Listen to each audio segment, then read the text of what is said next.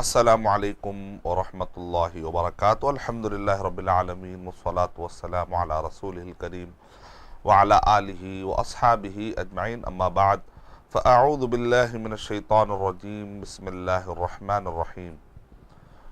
یا ایہا الذین آمنوا لا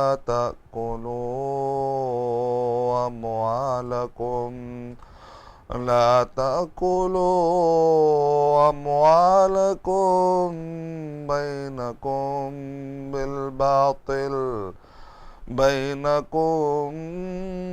بالباطل إلا أن تكون تجارة عن تراض منكم ولا تقتلوا أنفسكم إن الله كان بكم رحيما رب اشرح لي صدري ويسر لي أمري واحلل عقدة من لساني يفقهوا قولي۔ بزنس کے دوران ہونے والے حلال و حرام کے مسائل سے واقفیت کے لیے کلاسز کی شکل میں، اکیڈمک انداز میں ایک علم اور تعلم کی جو شکل ہوتی ہے، یعنی ٹیچر شاگرد، اس انداز کی ایک آپس کی ڈسکس والی شکلیں اور آپس میں گفتگو والی شکلیں، اس انداز میں گفتگو کرنے کی کوشش کی جا رہی ہے تاکہ ہم بیان کی طرح گفتگو نہیں کریں گے، تیز نہیں جائیں گے، ایک ایک لفظ اور ایک ایک اصطلاح کا معنی سمجھتے ہوئے جانے کی ہم کوشش کریں گے تاکہ ایک کلاسز کی شکل میں جو معلومات ہوتی ہیں وہ ایک اکیڈمی شکل میں ہمارے ذہنوں کے اندر پیوست ہو جائے انشاءاللہ۔ تو آج ہمارے پاس جو گفتگو کرنے کے لیے ٹاپک ہے، لاسٹ جو مجلس تھی اسی کا ایک حصہ ہے، پھر اس کے بعد ہم آگے بڑھیں گے۔ گزشتہ مجلس میں نے آپ سے یہ بتایا تھا کہ جو کچھ اصول ہے پہلے وہ سمجھ جائیں گے تو باقی کے پورے مسائل سمجھنے میں مدد ملے گی۔ جنرلی ہمارے پاس کیا ہوتا ہے، ہم اصطلاحات سمجھنے کی کوشش کرتے ہیں، یا کیا حلال ہے، کیا حرام ہے، کیا حلال ہے، کیا حرام ہے، اور اس پر کیا حدیث آئی ہے، اس پر کیا آیت آئی ہے۔ یہ ایک اچھا انداز ہے، اس میں کوئی شک نہیں، لیکن آپ کے لیے ڈیسٹینیشن ایزی ہو جاتا ہے، آپ کی منزل آسان ہو جاتی ہے اگر آپ اصول سمجھتے جائیں، قواعد سمجھتے جائیں۔ اگر آپ رولز سمجھتے جائیں گے تو آپ کے لیے بات سمجھنا آسان ہو جائے گا انشاءاللہ۔ گزشتہ مجلس میں جو میں نے آپ کے سامنے گفتگو کی تھی اس کے اندر یہ بات میں نے بتائی تھی کہ جو چیزیں معقولۃ المعنی ہے، جس کے اندر علت بتائی جاتی ہے، جو علت سمجھی جا سکتی ہے، علامہ ابن قیم رحمۃ اللہ علیہ نے ارشاد فرمایا کہ بزنس میں وہ چیزیں جو حرام قرار دی گئی ہیں اور جس کی علت سمجھ میں آ سکتی ہے، کیونکہ بعض اوقات احکامات کی علتیں معلوم ہوتی نہیں ہیں، تو جہاں پر علت سمجھ میں آ جاتی ہے تو وہ چار چیزیں ہیں جس کی بنیاد پر حرام کہا گیا۔ تو علماء کرام نے بڑی محنت کے بعد اور علماء کرام نے بڑے ہی تگ و دو اور محنت کے بعد جب انہوں نے استنباط کیا تو وہ خرید و فروخت کے مسائل میں چار چیزیں ہمارے سامنے آتی ہیں۔ ایک ہے ربا یعنی سود، دوسرا ہے میسر یعنی جوا، تیسرا ہے جہالت یعنی انون، اور چوتھا ہے غرر یعنی دھوکے پر مبنی ساری چیزیں۔ یہ اصول آپ کو مل گیا، یعنی آپ جب بھی دیکھیں گے کہ چار چیزیں نظر آ رہی ہیں تو آپ اپنے آپ کو بچا لیں گے۔ یہ ایک اصول مل گیا آپ کو کہ بھئی چار چیزوں سے مجھے بچنا ہے۔ اب آئیے آپ کے سامنے میں اور اصول پیش کرتا ہوں کہ فقہاء کرام نے اور علماء کرام نے بڑی محنت کر کے قرآن اور صحیح احادیث پر غور کر کے انہوں نے کہا کہ ہر چیز کی ایک اصل ہوتی ہے، اصل یعنی بنیاد۔ جیسے مثال کے طور پر ایک ڈپارٹمنٹ ہوتا ہے تو اس کی اصل کیا ہوتی ہے کہ بھئی یہ چیز ہے اس ٹائپ کے، اس جنس کی، یا اس فیلڈ کی، یا اس فلاں شے کی، یا فلاں باب میں، کہتے ہیں کہ بھئی اس کی ایک اصل ہے، بنیاد ہے کہ حرام ہے، اب یہ حرام ہی رہے گا، یعنی کہ قاعدہ مستمرہ، یعنی اب یہ اصول چلتا رہے گا کہ بھئی جب بھی یہ چیز آئے گی حرام ہے، لیکن جیسے دلیل آ جائے گی کہ نہیں اس باب میں، اس باب میں اور ڈپارٹمنٹ میں فلاں چیز حلال ہے کیونکہ اللہ کے نبی صلی اللہ علیہ وسلم نے اجازت دی ہے، یہ ایسا کرنے کی اجازت دی، تو ہم رکیں گے جیسے دلیل آئے گی تو تب ہم کریں گے، ورنہ نہیں کریں گے۔ جہاں پر بھی دلیل آئے گی وہاں پر الاؤ کریں گے، جہاں دلیل نہیں آئے گی اصل پر آ جائیں گے۔ تو بالکل اسی طریقے سے بالکل اس کے برعکس ایک اصول یہ ہے، اصل میں حلال ہے اور ہم نہیں رکیں گے جب تک کہ حرام کی دلیل نہ آ جائے۔ بڑا نفیس علم ہے۔ اگر کوئی آپ سے آ کر کہے کہ بھئی ہم یہ کرنا چاہیے، تو ہم کہیں گے بھئی عبادات، الاصل فی العبادت المنع، عبادت کی جو اصل ہے، عبادت محضہ کی یہاں پر بات ہو رہی، پوری زندگی عبادت ہے۔ ویسے تو پوری زندگی عبادت میں بھی دو قسم ہیں، عبادت محضہ، دوسرا عبادت غیر محضہ۔ وما خلقت الجن والانس الا لیعبدون، پوری زندگی عبادت ہے۔ ایاک نعبد و ایاک نستعین، پوری زندگی عبادت ہے۔ زندگی کے سارے اعمال عبادت ہی کے لیے تو ہونا چاہیے۔ اور قل ان صلاتی و نسکی و محیای و مماتی للہ رب العالمین، عبادت ہی تو ہے، لیکن عبادت میں بھی درجات ہے، کچھ عبادت محضہ ہے، کچھ عبادت غیر محضہ۔ عبادت محضہ مانے خالص، یعنی ایسی خالص عبادتیں کہ جہاں پر اللہ نے آپ کو اختیار نہیں دیا کہ آپ اپنے طریقے سے وہ کر لیں، بتا دیا گیا ایسا کرنا ہے اور ایسا نہیں کرے۔ مطلب یہ نکلا کہ الاصل فی العبادت التوقیف، یعنی آپ کو رکا دیا گیا ہے، اور یتوقف الامر، اور معاملہ رکا رہے گا جب تک کہ اللہ کی طرف سے کوئی آپ کے پاس کرنے کی دلیل نہیں آئی، آپ نہیں کر سکتے۔ اس کو کہتے ہیں الاصل فی العبادت المنع، کہ عبادت محضہ جیسے توحید ہے، نماز، روزہ، زکوٰۃ، حج، کفارات، نظر، یہ جو سارے مسائل ہیں، ترکے کے مسائل ہیں، وراثت کے مسائل ہیں، یہ جو سارے مسائل ہوتے ہیں، اس کی اصل کیا ہے؟ آپ کے لیے منع ہے، یعنی آپ نہیں کر سکتے جب تک کہ کرنے کی دلیل نہ آ جائے۔ اگر آپ نماز اپنے طریقے سے پڑھ لیں گے، روزہ اپنے طریقے سے کر لیں گے، تو اس کو بدعت کہتے ہیں، کیونکہ آپ کو اجازت نہیں دی گئی، آپ اپنے طریقے سے نماز پڑھ رہے ہیں، اپنے طریقے سے عقیدہ رکھ لے رہے۔ تو عقیدے کے اندر، نماز کے اندر، روزے کے اندر، زکوٰۃ کے اندر، حج کے اندر آپ کو جیسے بتا دیا گیا بس ویسے ہی چلنا ہے۔ آپ اپنی طرف سے نیا طریقے سے کچھ بھی کام نہیں، نہ عدد میں آپ بڑھا سکتے ہیں، تعداد میں بڑھا سکتے ہیں، نہ آپ ٹائم میں بڑھا سکتے ہیں، اپنی طرف سے کوئی ٹائم مقرر نہیں کر سکتے، اپنی طرف سے کوئی جگہ مقرر نہیں کر سکتے، اپنی طرف سے کوئی تعداد مقرر نہیں کر سکتے، اپنے طرف سے کوئی آپ کیفیت مقرر نہیں کر سکتے، اپنی طرف سے کوئی حیات مقرر نہیں کر سکتے، انفرادوں کو آپ اجتماعی نہیں بنا سکتے، اجتماعی کو انفرادی نہیں بنا دے سکتے۔ آپ اپنے طرف سے ان سب چیزوں کے اندر آپ چینجز نہیں کر سکتے جب تک کہ کرنے کی دلیل نہ آ جائے۔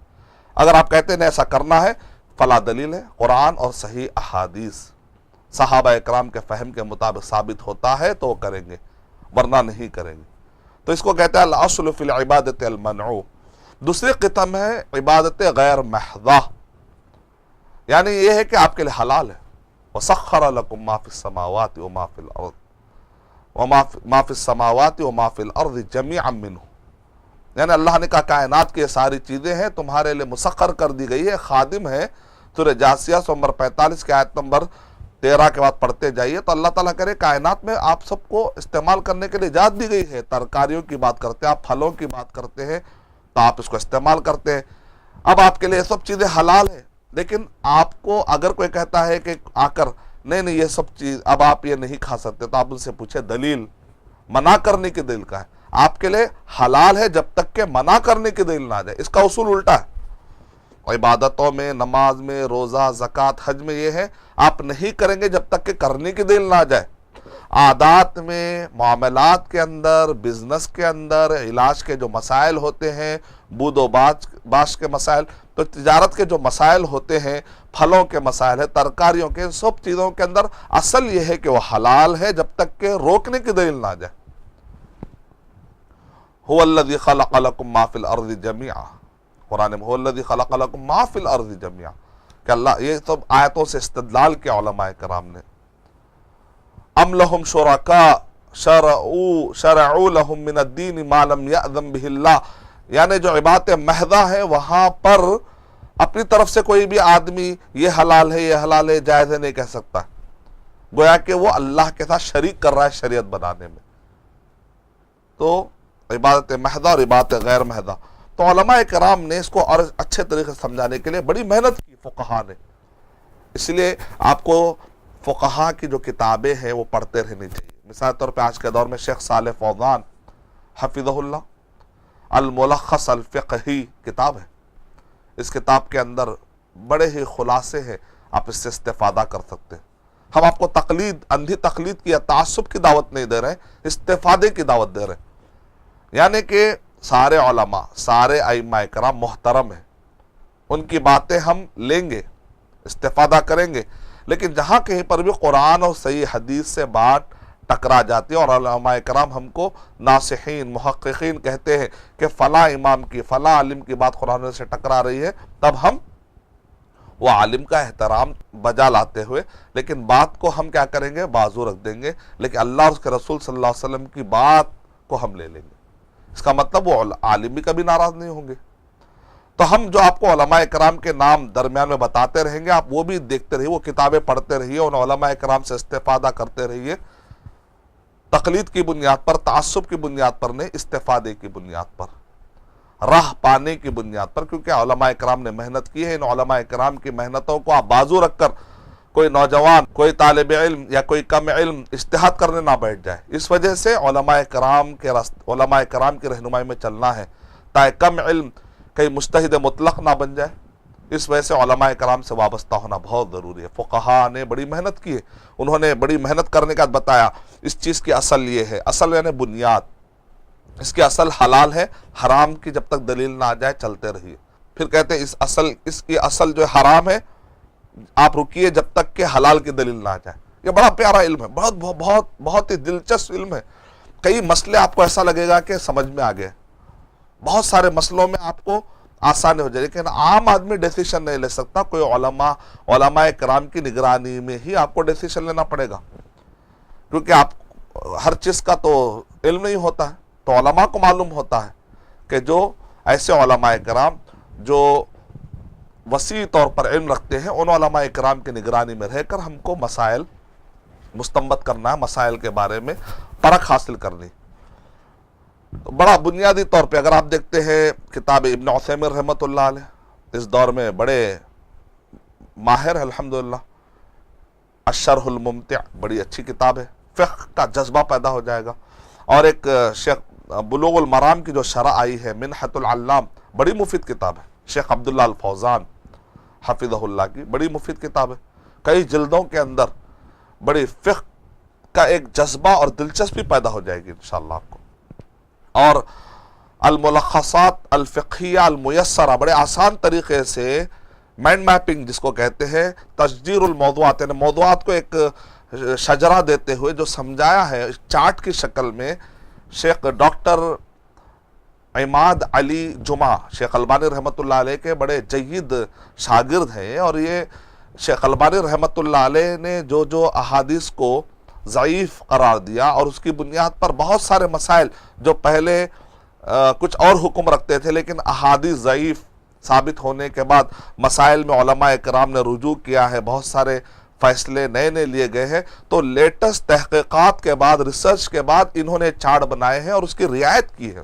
شیخ البانی رحمۃ اللہ علیہ کے تحقیقات اور ان کے ریسرچ کی اس کے اندر رعایت رکھی گئی ہے. تو لہذا آپ کو یہ بھی چارٹ بڑے مفید ثابت ہوں گے، گویا کہ آپ کو لیٹسٹ اور اپڈیٹڈ علم مل جائے گا اس کے اندر. اور اسی طریقے سے صحیح فقہ سنہ، یہ بھی بڑی اچھی مفید کتاب ہے. کتاب کے جو مؤلف ہیں یہ زیادہ معروف نہیں ہے، زیادہ مشہور نہیں ہے، لیکن ان کتاب میں نے دیکھا کہ کافی مفید ہے، خاص طور سے فقہی جزئیات کو سمجھنے کے لیے. یہ جو جس طریقے سے تقسیم کرتے ہیں، تقسیمات فقہیہ آپ کر کے ہیں، تو بڑا اچھے طریقے سے تقسیم کرتے ہیں. ایک بات کو سمجھنے اور سمجھانے کے لیے بڑی مفید انداز سے تقسیم سامنے آتی ہے. ان کا نام ہے ابو مالک کمال بن سید صحیح فقہ سنہ. ویسے تو اور ایک فقہ سنہ سے سابق کی مشہور ہے، اور اس پر جو تعلیقات آئی ہیں، تحقیقات آئی ہیں شیخ البانی رحمۃ اللہ علیہ کی، پھر اس کے بعد مکمل طور پر جو تحقیق آئی ہے شیخ محمد صبحی حسن حلاق حفظہ اللہ کی. اگر آپ ان ساری کتابوں کو سامنے رکھ کر، شیخ بن باز رحمۃ اللہ علیہ کے فتاویٰ ہے، ابن تیمیہ رحمۃ اللہ علیہ کے فتاویٰ ہے، ابن قیم رحمۃ اللہ علیہ کے فتاویٰ ہے، ان سب کو سامنے رکھ کر اگر آپ پڑھتے ہیں اور الفتا.org کے جو فتاویٰ ہے، فتوے ہیں، تو آپ کے سامنے بہت اچھے طریقے سے کچھ بنیادیں آتی ہیں. آج کے دور میں شیخ سعد الشثری کی بھی کتابیں میں نے دیکھا قواعد فقہیہ پر بڑی زبردست ہے.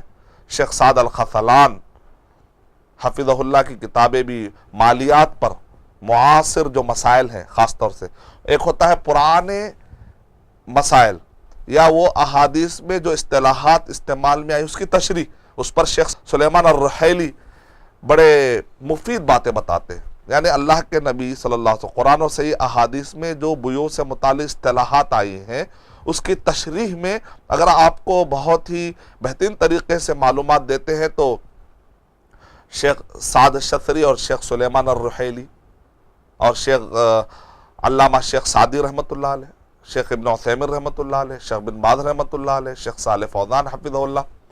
اور جدید مسائل میں نے دیکھا کہ آج کے دور کے جو جدید مسائل ہوتے ہیں ان مسائل کو لا کر تطبیق کرنا اصول کی روشنی میں، تو مجمع الفقہ الاسلامی، یہ مکے کے جو رابطہ ہے اس کے تحت میں ایک مجمع الفقہ الاسلامی سعودی عرب کی طرف سے ایک بہت بڑا عظیم کارنامہ ہے. جیسے مجمع الملک فہد ہے قرآن مجید کی طباعت اور نشر و اشاعت کے لیے، تو فقہ کے لیے کئی علماء کرام کو جمع کر کے جدید مسائل پر کافی کئی مہینوں کے بعد ڈیسیشن لیا جاتا ہے اور جدید مسائل پر تطبیق دی جاتی ہے، شرعی اصولوں کی بنیاد پر ایک فیصلہ کیا جاتا ہے. تو ایک بڑی محنت ہے اور اس کے بہت سارے کانفرنسز قائم ہوتے ہیں اور یہ مجمع الفقہ الاسلامی علماء کرام سے نظم و نسق اور ترتیب کے ساتھ ان سے رابطہ کرنا، ٹائم پر بلانا، آخری میں کانفرنس قائم ہوتی ہے، سب اپنے اپنے معلومات سامنے رکھتے ہیں. اب سوال یہ ہے کہ مجمع الفقہ الاسلامی میں تو بہت سارا مواد ہے، بہت سارا تفصیلی مواد ہے. اب یہ تفصیلی مواد کئی سالوں پر محیط ہے. اس کو اچھے طریقے سے پڑھ کر ہمارے سامنے پیش کرنے والے آج کے دور کے جدید مسائل پر شیخ سعد الخذلان بڑے معروف ہیں. ان کی کتابیں میں نے پڑھی تو مجھے بڑا اچھا لگا کہ بڑے بڑے جو کانفرنس میں ہونے والے مقالات ہوتے ہیں شیخ بڑے تفصیل سے پڑھ لیتے ہیں اور اس کے بعد ہمارے سامنے خلاصے ایسے رکھتے ہیں جیسا کہ آپ کے سامنے ایک کوئی چیز ہے جو کھانے کے لیے اور آپ نے لیا اور حلوہ کے طور پہ آپ نے کھا لیا. اللہ تعالیٰ ان سارے علماء کرام کو جزائے خیر عطا فرمائے. اور شیخ سعد الخذلان جو ہے معروف ایک عالم دین ہے جو اللجنہ الدائمہ سعودی عرب کا جو دارالافتاء ہے اس کے ایک اہم رکن بھی ہے.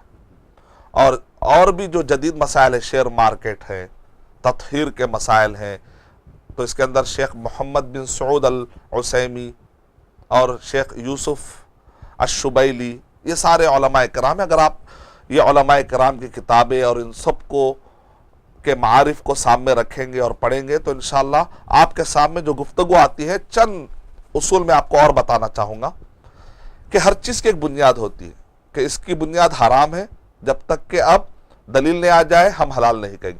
اس کی بنیاد حلال ہے جب تک کہ کوئی حرام کی بنیاد نہ آ جائے اب ہم حلال نہیں کہیں گے. مثال کے طور پر شیخ سعدی رحمۃ اللہ علیہ نے القواعد الفقہیہ کے اندر کچھ اصول بتائے ہیں کہ کیسے ہم جانیں کہ اس کی اصل کیا ہے، اس کی اصل کیا ہے. جیسے لباس ہے تو اس کی اصل حلال ہے یا حرام ہے، مٹی ہے تو اس کی اصل حلال ہے یا حرام ہے، اور اسی طرح پانی ہے تو اس کی اصل حلال ہے یا حرام ہے. نکاح کے مسائل ہیں، گوشت کے مسائل ہیں، عادتیں ہیں، اطوار ہیں، تو انہوں نے اشعار میں جمع کر دیا. وہ اشعار کو یاد کر لیجئے آپ، آسان ہو جائے گا. جیسا کہ وہ اشعار یہ ہیں: الاصل فی میاہنا الطہارہ والارض والثیاب والحجارہ. الاصل فی میاہنا الطہارہ والارض والثیاب والحجارہ. اس کے بعد کیا کریں؟ والاصل فی الابضاع واللحوم والنفس والاموال للمعصوم تحریمها حتى يجيء الحل فافهم هداك الله ما يمل. والاصل فی عاداتنا الاباحة حتى يجيء صارف الاباحة وَلَيْسَ مَشْرُوعًا مِّنَ الْأُمُورِ غَيْرُ الَّذِي فِي شَرْعِنَا مَذْكُورُ. اب دیکھیں اشعار بڑے مختصر لیکن اس کے اندر سمندر کا معنی ہے. الْأَصْلُ فِي مِيَاهِنَا ماؤن میاہن یعنی پانی. پانی کی اصل کیا ہے؟ طہارہ، پاک ہے پانی. تفصیل میں ہم بعد میں جائیں گے لیکن میں آپ کو اصولیات بتا رہا ہوں کیسے اصول معلوم کرتے ہیں. تو پانی کی اصل پاک ہے. ایک آدمی کہتا ہے کہ فلاں پانی سے وضو مت کرو، ارے ہو سکتا ہے کہ اس کے اندر کوئی گندگی پڑی ہے، تو ہو سکتا ہے نہیں، پروف ہونا چاہیے. ہم کہیں گے پانی کی اصل کیا ہے؟ پاک ہے، اس سے ہم وضو کریں گے. ایک آدمی کہتا ہے کہ نہیں اس کے اندر نجاست ہے، ثابت کرتا ہے، تو تب اس سے ہم وضو نہیں کریں گے. اس کا مطلب دلیل کس کو لانا چاہیے؟ جو حرام کا دعویٰ کرا، کیونکہ اصل جو ہے وہ حلال ہے. جب اصل حلال ہے تو میں اصل پر قائم ہوں. اب ایک آدمی منع کر رہا ہے تو منع کرنے والے کو دلیل لانا چاہیے. تو یہ فائدہ ہے اصل جاننے کا. کسی بھی چیز کی بنیاد جان لینے کا فائدہ یہ ہے کہ سامنے والے کو دلیل کس پر لانا ہے سمجھ میں آتا ہے. دعویٰ کرنے والا دلیل لانا چاہیے. کون سی دلیل لانا چاہیے؟ حرام کی یا حلال کی. اگر میں بنیاد میں حلال پہ ٹھہرا ہوا ہوں تو سامنے والے کو حرام کی دلیل لانا چاہیے. اگر میں کہتا ہوں کہ نہیں بھئی یہ حرام ہے، ڈٹا ہوا ہوں، سامنے والا کہتا ہے کہ نہیں میں یوز کروں، تو دلیل لائی حلال کے لیے. تو پانی ہے، پانی کی اصل کیا ہے؟ حلال. الاصل فی میاہنا الطہارہ والارض، مٹی کی اصل کیا ہے؟ پاک. تیمم کر سکتے ہیں آپ. ایک آدمی کہتا نہیں ہو سکتا ہے کہ کسی کتے نے پیشاب کیا ہوگا، تو ثابت کریے نا. نجس ہے تو اس سے ہم نہیں کریں گے. لیکن آپ کہہ رہے ہیں کہ نہیں بھئی اب یہاں پر یہ مٹی پاک ہے، تو اب آپ کو مٹی پاک ہے، نہیں یہ مٹی پہ آپ یہاں پر ٹھہر کر نماز نہیں پڑھ سکتے، ہو سکتا ہے کہ کسی کتے نے یہاں پر پیشاب کیا، تو ثابت کیجیے. اب نہیں تو پھر اصل مٹی کیا؟ پاک ہے، تو ہم حلال ہی سمجھیں گے، پاک ہی سمجھیں گے، جب تک کہ روکنے کی دلیل نہ آ جائے. والاصل فی میاہنا الطہارہ والارض، مٹی کے بارے میں، پانی کے بارے میں، والثیاب والحجارہ، والاصل فی میاہ الطہارہ والارض والثیاب، کپڑے. بھئی کپڑوں میں نماز پڑھ رہا، ہو سکتا ہے کہ اس کے اندر پیشاب کے چھینٹے گرے ہوں گے، شک میں آنے کی ضرورت نہیں. اصل تو کپڑا کیا ہے؟ پاک ہی ہے. صحابہ اکرام کے بارے میں آتا ہے کہ وہ لوگ غیر مسلموں سے بھی کپڑے خریدتے تھے، غیر مسلم کپڑے سیتے تھے، صحابہ اکرام پہنتے تھے. ایسی کوئی دلیل نہیں ملی کہ وہ الگ سے اس کو دھوتے تھے کیونکہ ان کا ہاتھ لگا، ایسی کوئی بات نہیں ہے. کپڑا اصل میں پاک ہے تو لہذا کپڑا پہن سکتے. ایک آدمی کہتا ہے کہ نہیں اس کے اندر کوئی نجاست والی چیز ہے، تو ثابت کرے، تو پھر وہ کپڑا آدمی دھوئے گا، اس کے بعد پہنے گا. والثیاب والحجارہ، اسی طریقے سے حجارہ پتھر ہے، اس سے آدمی استنجا لینا چاہ رہا ہے تو آدمی استنجا لے سکتا ہے، لیکن جب اس کی اصل پاک ہے. الاصل فی میاہنا الطہارہ والارض والثیاب والحجارہ. اس کے بعد والاصل فی الابضاع، یہ جو شادی بیاہ کے مسئلے ہیں، جماع کے مسئلے ہیں، اس کے اندر ایک آدمی جب تک ثابت نہ ہو جائے کہ نکاح ہوا یا نہیں ہوا، وہ کسی بھی اجنبی عورت سے جماع یا ہم بستری نہیں کر سکتا جب تک کہ پروف نہ ہو جائے. یعنی مطلب یہ ہے کہ اس کی اصل کیا ہے؟ منع. اس کی اصل کیا ہے؟ تحریم. حلال ہونے کے لیے دلیل ہونا چاہیے. ہاں بھائی عقد ہوا ہے، ہاں بھائی واضح ہے کہ ان سے ان کا عقد ہوا ہے، لہذا ایک آدمی شک کی بنیاد پر ہوا ہوگا، عقد ہو گیا ہوگا، ایسا تو نہیں کہے گا. تو بہت ہی طریقے سے واضح ہونا چاہیے. اس کی اصل کیا ہے؟ حرام ہے، جب تک کہ واضح طور پہ حلال ہونے کی دلیل نہ جائے. ہاں بھائی ان سے ریلیشن رکھنا حلال ہے تو ہی حلال ہوگا ریلیشن. والاصل فی الابضاع، بضع کی جمع ابضاع، یعنی شادی بیاہ کے ریلیٹڈ والے مسائل.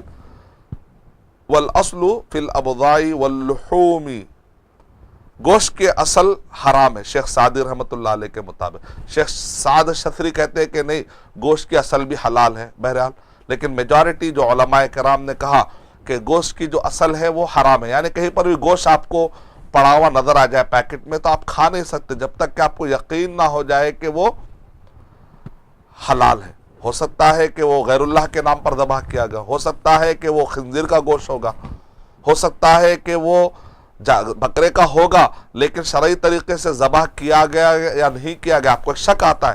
اگر آپ نہیں کھاتے ہیں تو آپ کا کوئی نقصان ہونے والا نہیں. بلی کھا لے گی، کتا کوئی نہ کوئی کھا لے گا، بہرحال اس کو کوئی جو بھی کوا آ کر کھا لے گا. یعنی کہ مطلب یہ ہے کہ اگر آپ نہیں کھاتے ہیں تو کوئی نہ کوئی مخلوق ہے جو کھا لے گی، ویسٹ نہیں ہوگا. لیکن آپ کھائیں گے، اگر وہ چیز کر کے حرام رہے گی تو آپ کے پیٹ میں حرام چیز چلے گی. تو ایسی چیز جو یقینی والی کیفیت نہ ہو تو گوشت کے مسئلے. لیکن جانور کی اصل حلال ہے. یعنی کہ جانور کوئی بھی آپ کو نیا جانور ایسا مل جائے جس کا قرآن اور صحیح حدیث میں جس کے بارے میں حلال یا حرام کا ذکر نہیں آئے گا، تو جانوروں کی اصل یہ ہے کہ دنیا میں آپ کو جو بھی جانور ملتا ہے تو جانوروں کی اصل کیا ہے؟ حلال ہے. ایک آدمی کہتا ہے کہ نہیں حرام ہے تو اس سے پوچھا جائے گا بھئی کیا بنیاد پہ حرام کہہ رہے ہیں آپ؟ تو وہ کہے گا نہیں اس کا دیکھیں کوچلی ہے. اللہ کے نبی صلی اللہ علیہ وسلم نے کہا جس کی کوچلی اور کوچلی سے وہ شکار کرتا ہو، اس کی بنیاد پر وہ شکار کرتا ہو. صرف کوسلی ہونا کافی نہیں. کوسلی تو آپ کو کبھی حلال بکروں میں بھی نظر آتی، ویسی بات نہیں. یعنی کہ وہ کوسلی جس کی بنیاد پر وہ شکار کرتا ہو، خون خاری کرتا ہو، تو آپ کہیں گے ہاں بھائی چونکہ جو کوسلی ہے لہذا بچ جائیں گے. یعنی کہ جانوروں حلال، لیکن گوشت کی اصل حرام ہے. یہ ذرا باریکی ہے.